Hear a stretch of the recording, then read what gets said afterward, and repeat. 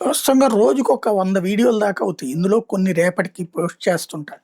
ఎందుకంటే అన్నీ ఒకేసారి చూసే తీరుకున్నది. ఇప్పుడు నిన్నటి ఇవాల్టి కలిపినా అక్కడ దగ్గర దగ్గరగా నాయి మొత్తం వీడియోలన్నీ ఫాలో అవ్వాలంటే 2, 3 గంటలు పడతది. అది కొంత ఇబ్బందయ్యి అందుకనే కొన్ని అవాయిడ్ చేసేస్తా ఉంటారు కాబట్టి జాగ్రత్త చేస్తుంది. నిన్న చేశాను నేనొక వీడియో. ఏది అమెరికాకి సంబంధించినటువంటి బేస్ మీదన సౌదీ అరేబియాలో ఉన్నటువంటి బేస్ మీద దాడి చేశారు.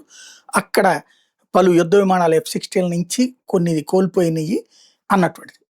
ఇప్పుడు పత్రికలు రాసుకొచ్చినాయి. అవాక్స్ ఇంతకుముందు మనం కూడా కూలగొట్టాం అవాక్స్‌ని. పాకిస్తాన్‌లో ఉన్నటువంటి అవాక్స్‌ని మనం పేల్చి పడేసాం.